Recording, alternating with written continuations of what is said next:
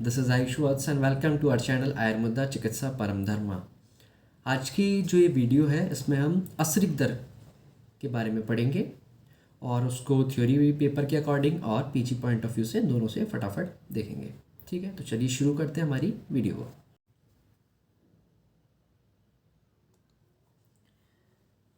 चलिए स्टार्ट करते हैं असरिक दर, जो कि आज का हमारा टॉपिक है। ठीक है, तो असरिक दर के बारे में कुछ बेसिक जो पॉइंट है पहले उसको देख लेते हैं कि असरिक दर का सर्वप्रथम वर्णन किसने किया है। ठीक है, असरिक दर का सर्वप्रथम जो वर्णन है वो किस आचार्य ने किया है या फिर कहाँ का इसमें वर्णन मिलता है। तो सर्वप्रथम वर्णन किया है हमारे आचार्य चरक ने। तो ये चीज़ हमें याद रखनी है कि आचार्य चरक ने सर्वप्रथम इसका वर्णन किया है। क्यों, कई बार क्वेश्चन पूछ लेता है या फिर ऐसे क्वेश्चन आने के चांसेस रहते हैं। तो पेपर पैटर्न का कुछ आइडिया नहीं है, पेपर पैटर्न कहीं से भी बन जा रहा है। आगे देखें परिभाषा के बारे में। तो परिभाषा के असरिक दर की क्या परिभाषा है, तो उसमें क्या बोला गया है, आचार्य चरक ने बोला है, रेफरेंस है चरक चिकित्सा 30। और आचार्य चरक उसमें बोलते हैं कि रज प्रदीयते यस्मात् प्रदरस्तेन सस्मृत है। ठीक है, इस प्रकार से आचार्य ने बोला है। क्या अर्थ है कि भाई असरिक का या रज का, ठीक है, या रक्त का, इसका अत्यधिक मात्रा में प्रदीर्ण होना, या फिर कह सकते हैं कि फटा रूप में या छिन्न छिन्न रूप में इसका अत्यधिक मात्रा में इसका स्राव होना, प्रदीर्ण होना या बहना, वो क्या कहलाता है, वही हमारा असरिक दर कहलाता है। इसको या फिर साथ में हम क्या बोलते हैं, इसको हम प्रदर भी बोला करते हैं। ठीक है, तो प्रदर में भी जैसे हम बोल देते हैं, क्या बोल देते हैं कि श्वेत प्रदर। ठीक है, तो भाई उसमें क्या है, श्वेत प्रदर में जब आपका श्वेत रक्त का स्राव उसमें से स्रावित होता है तो श्वेत प्रदर बोल देते हैं। इसी में अगर रक्त का स्राव हो रहा है या रक्त वर्ण का स्राव हो रहा है तो हम उसे रक्त प्रदर बोल देते हैं। इस तरीके से करके आपने नाम उसमें सुने होंगे। ठीक है, तो क्या बोला गया है, आचार्य ने बोला है असरिक का या रज का अत्यधिक मात्रा में स्राव होना ही क्या कहलाता है, वहाँ पर असरिक दर या प्रदर कहलाता है। ठीक है, बात करते हैं इसके निदान की कि इसके क्या क्या निदान है। ठीक है, या किन किन हेतुओं की वजह से ये हुआ करता है। तो निदान में क्या क्या बोल रखा है, या अत्यार्थ सेवते नारी,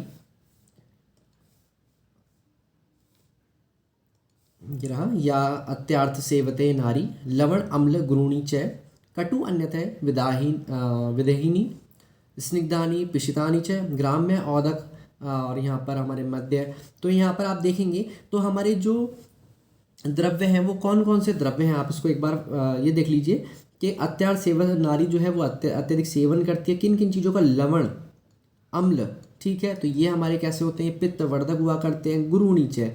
ठीक है, यहाँ पर गुरु आहार, कटु रस का भी सेवन करने को बोला गया है, विदाही अन्नपान का, अत्यधिक स्निग्ध आहार का सेवन करती है। उसके अलावा क्या बोला गया, पिशित, यानी जो हमारी पिष्टी की बनी हुई चीज़ें हैं ना, पिशित से बनी हुई जो चीज़ें हैं उनको, ग्राम्य औदक वाली चीज़ें। उसके अलावा मेद्य मांस है ना, मेद्य और करशरा, पायसम, दधी। ठीक है, यानी इन सब चीज़ों का अगर अत्यधिक सेवन करते हैं। उसके अलावा देखो शुक्त और मस्तु आदि का भी सेवन बताया गया, सुरा आदि भवंत्य कुपित अनिल, जिससे क्या होता है, हमारी अनिल कुपित होती है। तो आप इसमें चाहें तो इस श्लोक को याद कर लें, मतलब याद तो नहीं करेंगे, इसके पॉइंट्स आप याद कर लें, वरना एक और श्लोक इसमें मिलता है, जो श्लोक हमारे माधव आचार्य ने और भाव प्रकाश और योग रत्नाकर इन्होंने भी उसको लिखा है। मैं यहाँ पर लिख देता हूँ क्या श्लोक है वो, उसको याद करना आसान है और आप चाहें तो उसे भी मेंशन कर सकते हैं। तो श्लोक आता है हमारा क्या, कि विरुद्ध, ठीक है, विरुद्ध मध्य, इसको याद करना आसान है और ये समझना भी आसान है। विरुद्ध मध्य अध्यशन। ठीक है, कि अगर हम जो स्त्री है वो क्या करती है, विरुद्ध आहार का सेवन करती है, मध्य का सेवन करती है, ठीक है, अध्यशन करती है। ठीक है, उसके अलावा और क्या क्या बता रखी है, अध्यशन जीर्णात, थोड़ा राइटिंग पेन टैप से अभी ठीक नहीं आ रही है, अजीर्णात और गर्भपात। ठीक है, गर्भ प्रपात, अति मैथुनात,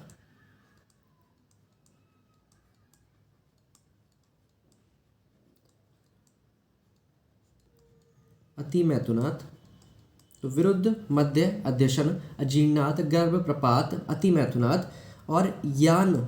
ठीक है, यानी यान वगैरह की सवारी करती है, अध्व शोक ठीक है ना, अधोभाग से उसका चलना या ज़्यादा बहुत ज़्यादा काम करना, ठीक है, ऐसे करके बता रखा है यहाँ पर। अध्व शोक अतिकर्षणात्, कि इनकी वजह से और साथ में क्या हो रहा है, उसका कर्षण हो रहा है,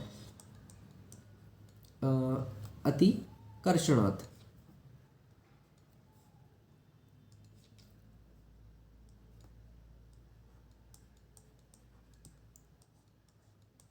अतिकर्षणात् भार अभिघात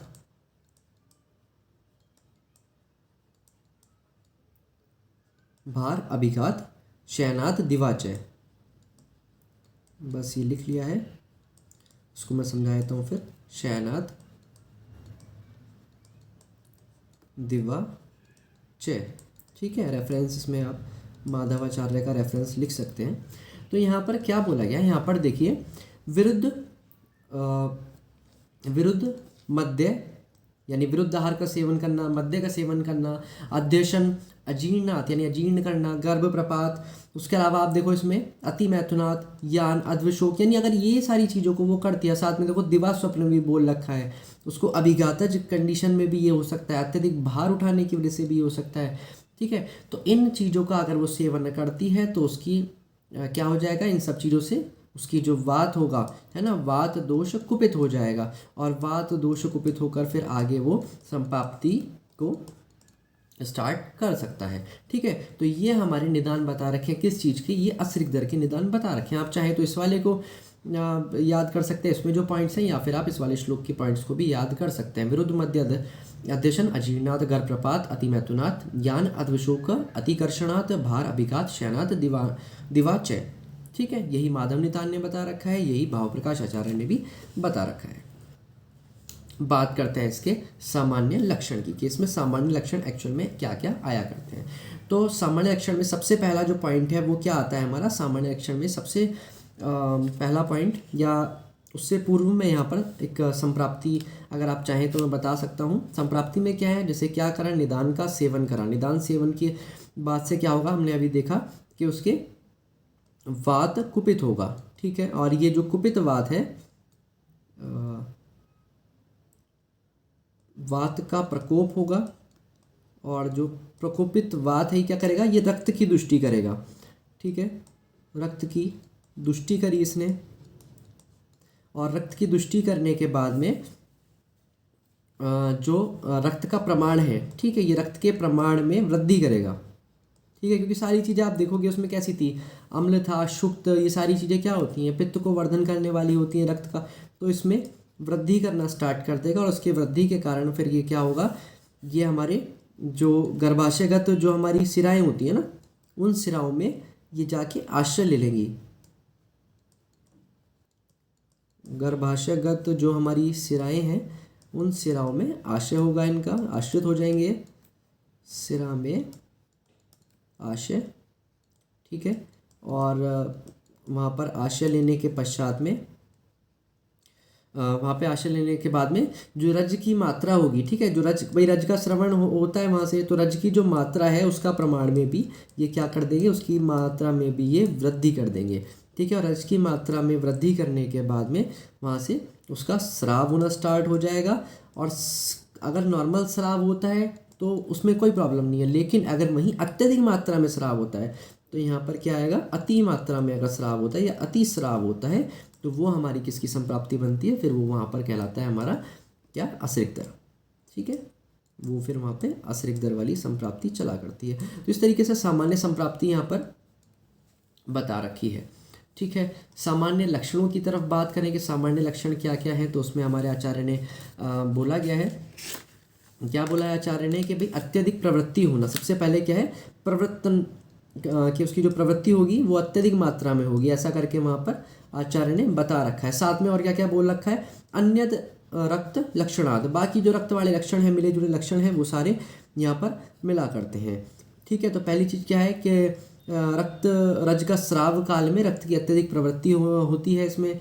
उसके अलावा बाकी जो लक्षण हैं वो कैसे रक्त वाले मिलेंगे, और यहाँ पर और लक्षण बता रखे हैं सा अंगमर्द, कि उसमें क्या मिलेगा, उस स्त्री को या उस नारी को अंगमर्द मिलेगा और वेदना के साथ में यहाँ पर वेदना भी उसको मिलेगी। इस प्रकार से करके बता रखा है। अगर इसमें हम बात करें आचार्य वाग्भट की, तो आचार्य वाग्भट उसमें इस तरीके से बताते हैं कि जो वंक्षण प्रदेश है वहाँ पर वंक्षण प्रदेश के अधोभाग में, यानी जो हमारा कह सकते हैं कि पेल्विक रीजन है, ठीक है, तो पेल्विक रीजन के लोअर पेल्विक रीजन में वहाँ पर क्या मिलेगा, वहाँ पर दाह या बर्निंग सेंसेशन मिलेगी। उसके अलावा पृष्ठ में, शोणी में, है ना, इन स्थानों पर उनको थोड़ा सा बर्निंग सेंसेशन मिलेगी। और क्या वो गर्भाशय या उसके समीपगत जो जगह है वहाँ पर उसको बहुत अत्यधिक शूल मिल सकता है। तो ये जो लक्षण है वो आचार्य वाग्भट ने बता रखे हैं। उसके बाद में जो इम्पॉर्टेंट क्वेश्चन बनता है वो क्वेश्चन बनता है इसके भेद में से, क्योंकि भेद के बारे में ही अलग अलग आचार्य ने थोड़ा सा अलग अलग मत बता रखे हैं। तो भेद वाला जो पॉइंट है ये पीजीटी पॉइंट ऑफ व्यू से थोड़ा सा इम्पॉर्टेंट यहाँ पर हुआ करता है। तो देख लेते हैं क्या क्या बता रखा है। तो सबसे पहले लेते हैं कि कितने भेद बताए हैं, तो 4 भेद बताए। कौन कौन से, वीपीकेएस, वात, पित्त, कफ और सन्निपातज। ठीक है, हमारे 4 भेद बता रखे हैं इसके। अब एक एक भेद को देखते हैं और किस आचार्य ने क्या माना है उसको यहाँ पर समझ लेते हैं। सबसे पहले बात करते हैं वातज की। तो वातज वाले में क्या बता रखा है, तो इसमें इंपॉर्टेंट क्या है, इंपॉर्टेंट बता रखा है किंशुक ओदक संकाशम। क्या है कि किंशुक ओदक यानी पलाश के ओदक, यानी उसके जैसे जैसे पलाश से मिश्रित जल है या कुछ उससे कह सकते हैं, पलाश पुष्प युक्त जो जल है उसके समान इसमें जो स्राव होता है वो इस प्रकार से हुआ करता है, किंशिक ओदक संकाशम। और साथ में सारुजम वाथ निरुजम, कि उसमें रुजा जो है, जो पेन है वो हो भी सकता है या नहीं भी हो सकता, मतलब जो ये स्राव होगा ये वेदना सहित अथवा वेदना रहित हो सकता है। ठीक है, तो किंशुक ओदक जो है वो इसमें यहाँ पर इंपॉर्टेंट है, यहाँ से क्वेश्चन बन सकता है। इसी से सिमिलर माधव आचार्य ने क्या बता रखा है, माधव आचार्य ने इसी में वो कहते हैं इसी लक्षणों के लिए वहाँ पर उन्होंने किंशुकोदक संकाशम नहीं बताया, वहाँ पर उन्होंने बता रखा है पिशित उदकाभम। मैं लिख देता हूँ, पिशित उदक आभम। ठीक है, पिशित उदक आभम, ये किस आचार्य ने बता रखा है, ये हमारे जो माधवाचार्य रहे उन्होंने ये चीज़ बताई है। और इससे मिलता जुलता बाकी पित्तज वाले में हमें पता है, पित्तज वाले में क्या लक्षण आते हैं। पित्तज वाले में उन्होंने बता रखा है नितांतरक रक्त स्रवित मुहुर्मुहुर आरती, मतलब यानी इसमें भी क्या होगा, इसमें भी स्राव होगा, मुहुर्मुहुर स्राव होगा, यानी क्या होगा इसमें बाकी और भी लक्षण इसमें मिला करते हैं। तो पहली चीज़ तो इसमें जो इंपॉर्टेंट है वो यही आती है कि इसमें जो स्राव होता है वो कैसा होता है, मुहुर्मुहुर होता है। इसको लेके हमें कंफ्यूज नहीं होना कि कफ या वातज में तो नहीं है कि मुंह स्राव हो रहा है या धीरे धीरे स्राव हो रहा है इस तरीके से करके, या बार बार स्राव हो रहा है, तो कहीं वातज में तो नहीं कि भाई बार बार स्राव करवा रहा है तो कभी वातज वाले में हो, लेकिन ये वातज में नहीं, ये पित्तज में आया हुआ है, तो इसे हमें समझना है। बाकी इसके और लक्षणों की अगर बात करें तो आपको जैसे वातज का ही था, तो वातज वाले में किस प्रकार से होंगे, फेनयुक्त तो हो सकता है, तनु रूक्ष श्याव इन वर्ण के साथ, अरुण वर्ण के साथ वो स्राव हुआ कर सकता है, या फिर जो यहाँ पर इन्होंने अलग से बताया हुआ किंशुकोदक संकाशम। ठीक है, तो इस प्रकार से करके बता रखा है। तो वो सारी चीज़ें हो गई हैं। उसके अलावा भाई पेन वगैरह उसमें हो भी सकता है, नहीं भी हो सकता है, ऐसा वातज में था। पित्तज वाले में कैसा होगा, तो उसके वर्ण आपको पता है कि भाई नील वर्ण हो सकता है उसमें, ठीक है, पीत वर्ण हो सकता है, उष्ण होगा, या असित वर्ण का कृष्णाभव जो होता है वैसा हो सकता है। तो वो चीज़ें यहाँ पर रखनी है। अगर आप लिखना चाहें तो साथ में लिख सकते हैं कि ये वाला कैसा बता रखा है, ये कृष्णाभम बता रखा है। ठीक है, ये कृष्ण आभम बता रखा है, श्लोक में आ रखा है कृष्णाभम करके। ठीक है, या फिर उसको हम मतलब श्लोक में आया हुआ है यहाँ पर असित, कृष्णाभम नहीं बोला है, सॉरी असित बोला गया है। ठीक है, चरकाचार्य नहीं बोला है, असित करके कि नील अथवा पीत उष्णम और असितम करके इस तरीके से बोल रखा है। तो असित वर्ण पीत का बता रखा है। बाकी अगर कफज वाले का देखें तो कफज में क्या बोला गया है, तो कफज में बोला गया है पिच्छलम पांडु वर्णम। अब देखिए यहाँ पर वर्ण किस तरीके का बता रखा है, यहाँ बता रखा है इन्होंने पांडु वर्णम। ठीक है, कि पांडु वर्ण का हुआ करता है, पिच्छल होता है जो स्राव जो होता है पांडु वर्ण का होता है, साथ में घन हुआ करता है, थोड़ा सा एक गाढ़ा होगा, है ना। और साथ में और क्या बता रखा है इसमें कि मंद रुजा करम, इसमें जो रुजा होगी वो कैसी होगी, मंद रुजा वाली होगी।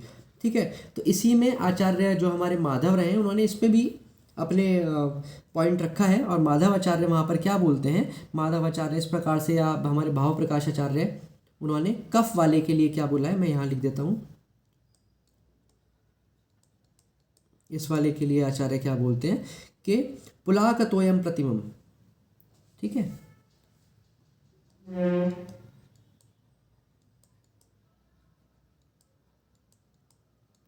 पुलाकतोयम यानी जो हमारा तुच्छ धान्य होता है, उसके मतलब उसके धोने के बाद जो रेसिड्यू बचेगा, जल बचेगा उसके समान, तो पुलाकतोया, ठीक है, पुलाकतोया प्रतिमम, ठीक है। यही हमारा माधव का है, यही हमारा भाव प्रकाशाचार्य का है। तो पिशितो उदक अभम किसका था, ये हमारा वातज में था माधवाचार्य के अकॉर्डिंग। और पुलाकतोया प्रतिम ये किसने बताया, ये कफज के लिए बता रखा है माधवाचार्य ने, ठीक है। तो यहाँ पर ये हमारा हुआ करता है। उसके अलावा आता है फिर हमारा सन्निपातिक वाला। अब सन्निपातिक वाले को देख लेते हैं। सन्निपातिक असिरिक दर में क्या क्या लक्षण आएंगे, तो वहाँ पे क्या बता रखा है, दुर्गंधम होगा कि दुर्गंध आएगी, पिछलम पीत विदग्ध पित्त तेजसाम, ठीक है। ये क्या क्या बता रखा है कि इसमें हमारे तीनों दोषों के मिले जुले आते हैं। और साथ में क्या बता रखा है कि भाई पित्त तेजसाम की, जैसे पीत वर्ण का लिए हुए पित्त के समान तेज युक्त, इस तरीके से थोड़ा सा ये निकला करता है। और इसमें साथ में जो इंपॉर्टेंट आता है वो आता है हमारा सर्पी मज्जा वसा उपमम, कि कैसा होता है, सर्पी मज्जा वसा उपमम हुआ करता है, ठीक है। वहीं पर इसको अलग अलग आचार्य ने अलग अलग तरीके से बोल रखा है इसी वाले को। जैसे यहाँ पर आचार्य चरक ने बोला है, क्या बोला है आचार्य चरक ने, कि ये कैसा होता है हमारा सर्पी मज्जा वसा उपमम, ठीक है। उसके अलावा अगर हम बात करें भाव प्रकाश आचार्य की या माधव आचार्य की, तो वो इसको कैसा बताते हैं, वो बताते हैं इसको शौद्र सर्पी, शौद्रम, ठीक है, शौद्र सर्पी हरताल वर्ण, हरिताल लिखा हुआ है श्लोक में, हम यहाँ लिख देते हैं हरताल वर्ण, ठीक है। इस प्रकार का बता रखा है हरिताल वर्णम मज्जा प्रकाशम, साथ में लिखा हुआ उन्होंने मज्जा, तो मज्जा तो हम उससे लगा ही सकते हैं, मज्जा यहाँ पर ही बोल रखा है सर्पी मज्जा वसा उपमम करके, तो मज्जा से हम इसमें आइडिया लगा सकते हैं कि भाई सन्निपातिक वाले में ही पूछ रखा होगा, ठीक है। तो ये हमारे किसके आते हैं, ये आते हैं हमारे असिरिक दर के भेद और उनके कुछ विशिष्ट लक्षण, ठीक है। बाकी इसमें एक चीज़ और नोट कर सकते हैं आप, इसमें हमारा एक पॉइंट आता है करके कि जैसे किंशिक उदक संकाशम बता रखा है, वातिक असिरिक दर का लक्षण भी है। और किसने बता रखा है, आचार्य चरक ने। किंशिक उदक संकाशम एक जगह और ही लक्षण मिलता है, मतलब मिलता तो और भी जगह है, लेकिन यहाँ पर अभी आप लिख सकते हैं कि जब प्रसव पूर्व स्राव हुआ करता है, ठीक है। कैसा स्राव होता है, प्रसव पूर्व, यानी जब डिलीवरी होने वाली है ना, पार्टुरेशन होने वाला है, तो पार्टुरेशन से पहले जो उससे पहले जो स्राव निकलेगा, तो प्रसव पूर्व स्राव होने पर अगर जो स्राव है वो हमारा कैसा आ रहा है, किंशिक उदक संकाशम आ रहा है, तो उससे ऐसा अनुमान लगाया जाता है कि वहाँ पर पुत्री की उत्पत्ति होगी। ऐसा करके आचार्य ने बता रखा है कि भाई किस प्रकार प्रसव पूर्व अवस्था में स्राव का क्या वर्ण होगा और उसके अकॉर्डिंग किसकी उत्पत्ति होगी। तो वहाँ पर उन्होंने भी बोला है कि अगर पुत्री की उत्पत्ति होनी है तो वहाँ पर भी किंशिक उदक के समान वहाँ पर स्राव उत्पन्न होगा। और वहीं पर साथ में अगर आप चाहें तो मैं पुत्र वाले का भी बता देता हूँ। उन्होंने पुत्र के लिए बोल रखा है कि वहाँ पर तंत्री वर्णा होगा, तंत्री वर्णा, ठीक है, तंत्री वर्णा स्राव उत्पन्न होगा, तंत्री वर्णा। और अल्प पिच्छिल करके बोल रखा है, अल्प पिच्छिल, तो तंत्री वर्णा यानी इसको हम ऐसा मानते हैं गुडुची वर्ण के, अमृता के वर्ण के समान में, ठीक है। तो इस प्रकार से आचार्य ने इसमें बता रखा है। तो थोड़ा सा इससे रिलेटेड था तो मैंने बता दिया कि किंशिक उदक संकाशम वातज असिरिक दर का भी लक्षण है, और प्रसव पूर्व अवस्था में अगर इस प्रकार का स्राव आ रहा है तो उससे हमें ऐसा अनुमान लगाने को बोला गया है कि वहाँ पर पुत्री की उत्पत्ति होगी, ठीक है। इसके बाद में अब देखते हैं इसकी चिकित्सा के बारे में। इसकी चिकित्सा में क्या क्या पॉइंट बता रखे हैं। तो चिकित्सा के लिए बाकी आचार्य सुश्रुत ने इसका भेदों का उल्लेख नहीं किया है, ये चीज़ को आप साथ में नोट कर सकते हैं। अब देखते हैं चिकित्सा। चिकित्सा में क्या है, तो चिकित्सा में बहुत सिंपल चिकित्सा है, कह सकते हैं कि बहुत साधारणतः चिकित्सा का वर्णन आचार्य ने कर रखा है इसमें। तो साथ के साथ चिकित्सा में एक चीज़ और नोट कर लीजिए। चिकित्सा में हमें क्या नोट करना है कि जो हमारा सन्निपातिक असिरिक दर होता है, ठीक है, कौन सा वाला, हमने 4 पढ़े थे, कौन कौन से भेद थे, वातज, पित्तज, कफज और सन्निपात, जो सन्निपातिक असिरिक दर हुआ करता है ये असाध्य हुआ करता है, सभी आचार्यों ने इसे असाध्य माना है। ठीक है, तो इसकी तो हमें चिकित्सा करनी नहीं है भैया। ठीक है, अब चिकित्सा किसी करेंगे हम, बाकी बच्चों की करेंगे। बाकी बच्चे हुए कौन से, वातिक पैतृक और कफज वालों की। ठीक है, तो उसमें उनकी चिकित्सा कैसे करनी है क्या बता रखा है, तो उसके लिए कुछ सिद्धांत दे रखे हैं। तो सर्वप्रथम हमारा कॉमन सिद्धांत चलता है चिकित्सा के लिए, अगर आप चिकित्सा लिख रहे हैं तो कि सर्वप्रथम हमें क्या करना है, निदान परिवर्जन करना है ना, संक्षिप्त क्रिया योग निदान परिवर्जनम। तो सबसे पहले तो निदान परिवर्जन करना है। ठीक है, कि जिन निदानों की वजह से हुआ है उन निदानों को ही हमें बंद करा देना है, उनको हटा देना है वहाँ से, उनका वियोग करा देना है, उनका अभाव करा देना है, तो उससे होने के चांसेस कम हो जाएंगे। ठीक है, बाकी दूसरा इसमें आचार्य कहते हैं कि भाई जिस दोष का अनुबंध है उस दोष के अनुसार आप चिकित्सा करें। अगर आपको लग रहा है वातिक दोष का अनुबंध है तो आप वात की जो उपक्रम बता रखे हैं आप वो कर सकते हैं। पैतृक दोष का वो अनुबंध है तो आपको बता रखा है कि भाई पैतृक में जो जो उपक्रम है उनका करें। इसी प्रकार से कफज का, तो जो जो उपक्रम बता रखे हैं जिस दोष के अनुबंध के अनुसार उसका आप चिकित्सा कर सकते हैं। ठीक है, कुछ आचार्य कहते हैं इसमें कि आप जैसे कि योनि व्यापद में चिकित्सा बता रखी है दोषों अनुसार, उसी प्रकार से आप यहाँ पर भी उनका चिकित्सा करते हैं। बाकी इसमें बस्ती चिकित्सा भी बता रखी है आचार्य ने कि भाई बस्ती, आप बस्ती का प्रयोग कर सकते हैं असिरिक दर में। ठीक है, तो एक पॉइंट हमारे पास ये आता है कि बस्ती का प्रयोग कर सकते हैं, जबकि आचार्य इसमें काश्यप कहते हैं कि आप उसमें, काश्यप आचार्य के अकॉर्डिंग आप लिख सकते हैं कि उन्होंने इसको विरेचन साध्य के रूप में माना है। ठीक है, वो कहते हैं कि भैया बस्ती क्या विरेचन ही करा देते हैं, कि असिरिक का प्रयोग हो रहा है तो अपना वहाँ पर विरेचन करा देते हैं, तो हो सकता है उसमें बढ़िया उसको रिलीफ मिल जाए। ठीक है, बाकी आचार्य चरक क्या कहते हैं वो देख लेते हैं। आचार्य चरक ने चिकित्सा स्थान में इसका क्या वर्णन कर रखा है, क्या क्या चिकित्सा इसमें बता रखी है।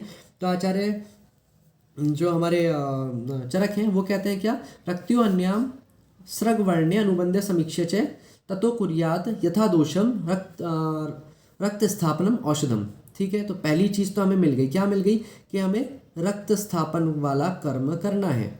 क्या करना है, रक्त को रोकने वाला, कि रक्त का स्थापन करना है, रक्त को रोकने वाली चिकित्सा करनी है। साथ में जिस चीज़ का अनुबंध है जिस उसकी समीक्षा करते हुए, असेसमेंट करते हुए हमें यथा दोषम कुर्यात यथा दोषम, जिस प्रकार का दोष है उसकी चिकित्सा करनी है, तो वो हमने यहाँ पर देख लिया।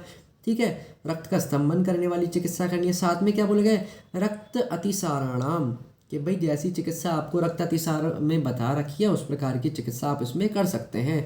यत च तथा शोणित पित्ता नाम, शोणित पित्त का क्या मतलब होता है कि भाई जैसा कि आपने शोणित यानी रक्त पित्त में जिस चिकित्सा का हमने वर्णन करा है वही सिमिलर चिकित्सा आप इसमें भी कर सकते हैं।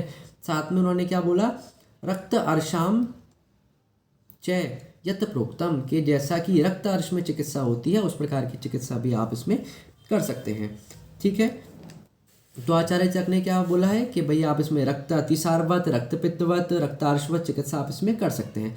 इसी के साथ में आप यहाँ पर अलग से नोट कर लीजिए किसके अकॉर्डिंग, यहाँ पे आचार्य सुश्रुत ने भी बता रखा है। तो आचार्य सुश्रुत क्या कहते हैं, आचार्य सुश्रुत बोला करते हैं कि भैया आपने तो बता दिया, अब हमारे अनुसार सुनो। तो हमारे अनुसार क्या है कि हम तो मानते हैं कि या तो आप रक्त पित्तवत चिकित्सा करो जैसा कि रक्त पित्त में विधान बता रखा है उसके अकॉर्डिंग चिकित्सा करो, या फिर उन्होंने अलग अलग चीज़ों के लिए अलग अलग पॉइंट बता दिए कि वातज प्रदर है तो आपको क्या करना है वहाँ पर वराह जो होता है हमारा, ठीक है, वराह का रस यानी मांस वगैरह लेना है उसका, साथ में मेद वेद लेके, और साथ में कुल्थी का प्रयोग करने को उसमें बोला है, जो हमारी कुलत होता है कुलत का प्रयोग करने के लिए उन्होंने बोल रखा है। इसी प्रकार से उन्होंने पित्तज वाले का बता दिया। तो पित्तज प्रदर में बोलते हैं कि आप इसमें पुष्यानुक चूर्ण जो होता है हमारा, ठीक है, तो पुष्यानुक चूर्ण का आप इसमें प्रयोग करिए। ठीक है, तो पुष्यानुक चूर्ण का प्रयोग करने को बोल दिया है। अब लास्ट में क्या बचा, लास्ट में बचा हमारा कफज वाला। तो कफज के लिए वो क्या बोलते हैं कि भाई निम्ब और जो हमारा गुड़ूची होती है, अमृता होता है, ठीक है, उसका सेवन करना, उसका योग बनाना है, मदिरा के साथ में उसका सेवन करना है। ठीक है, इसका सेवन करना है किसके साथ में, मदिरा के साथ में। तो निम्ब, अमृता और मदिरा इनका सेवन करने को बोल रखा है।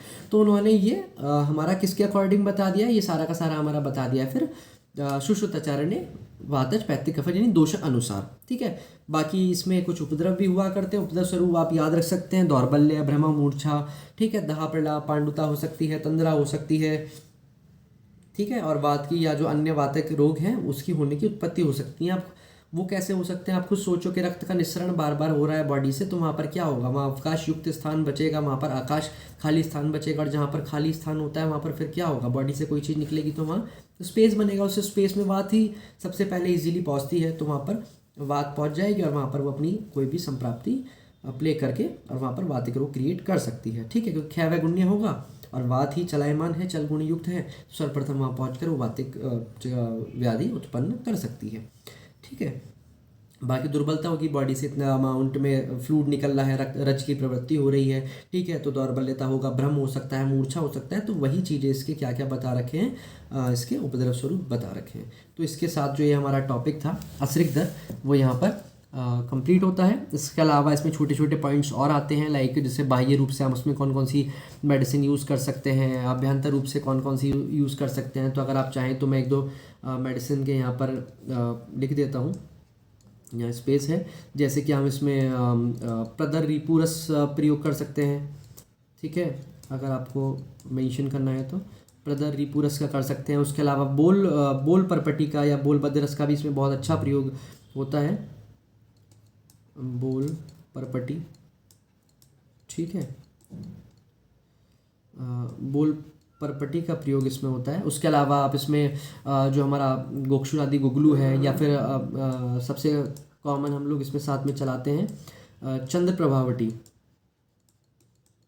ठीक है, चंद्र प्रभावटी का इसमें प्रयोग हम लोग करते हैं। बाकी उसके अलावा फलघृत का प्रयोग इसमें करा जाता है, क्योंकि जो ये कुछ कॉमन मेडिसिन है जो ज़्यादातर योनि संबंधित व्याधियों में बहुत अच्छे से काम करती हैं, या हम उसको चलाते हैं। साथ में जैसे कि उपद्रव स्वरूप आ रहे हैं या फिर कोई और भी उसमें कॉम्प्लिकेशंस आ रही हैं, तो जो हमारा शतावरी कल्प होता है उसका हम इसमें प्रयोग करते हैं। ठीक है, तो ये कुछ हमारे बेसिक हैं। बाकी तो जो हमारे किस किस में रक्तपित्त चिकित्सा में बता रखा है, रक्तार्श की चिकित्सा में बता रखा है ना, रक्तातिसार की चिकित्सा में बता रखा है, उन सब वाले प्रोटोकॉल को ही हमें इसमें फॉलो करना है और इसकी ट्रीटमेंट करनी है। ठीक है, तो इसी के साथ ये टॉपिक हमारा कंप्लीट होता है।